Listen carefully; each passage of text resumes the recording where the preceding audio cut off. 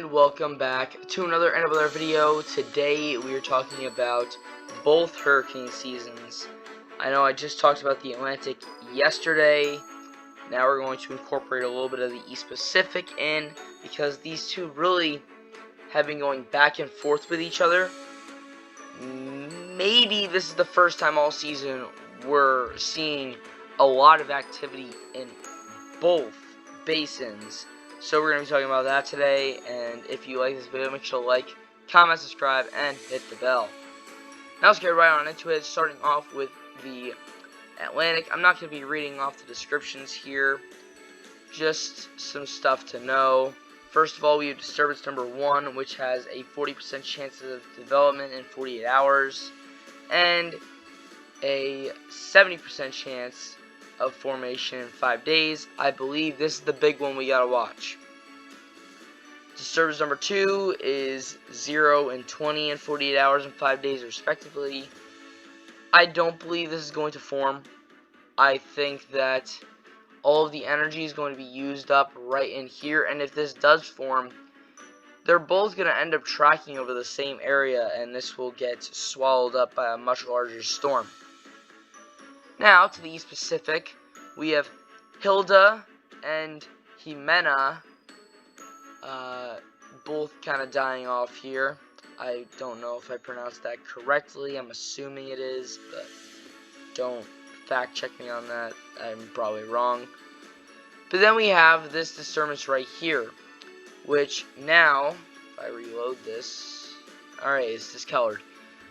Has a 60% chance of cyclone formation in 5 days. I'll go through this in a second. But we're going to start off with the Atlantic hurricane season. So, there is a disturbance in here. It comes over the Caribbean. It's just a wave. Nothing more than that at this point. Now, we also see this over here, this wave.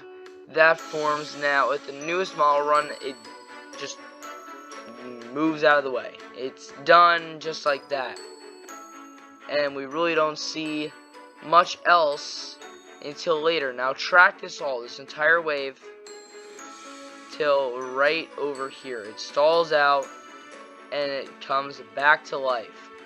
Now, even though this is the same wave, I would not be surprised if the National Weather Service does name this a new storm.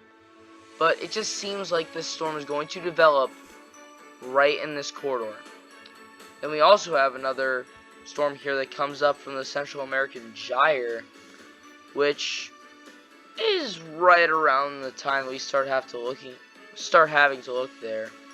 And that makes landfall right in that slot that we've seen get hit multiple times throughout the past few years, and it just looks like another one's coming down that road.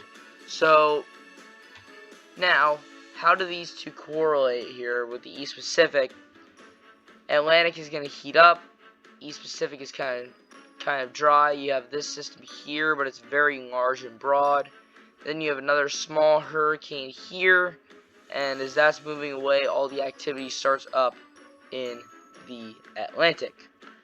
So, that 60% chance of cyclone formation, I believe that is this large storm here, which is very weak but large.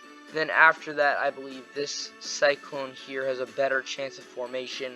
It's in that slot right along the west coast of Mexico, that storms typically form. Now, this storm here, this first one right here, I just think it's way too broad, and it doesn't show any signs of tightening up until the very end here for it to actually do anything. So, that's just my opinions on all of this. Feel free to share your opinion in the comment section down below. Have a little bit of debate on what's going to happen here. But that's all I have for today. Thank you guys for watching. I'll see you guys next time.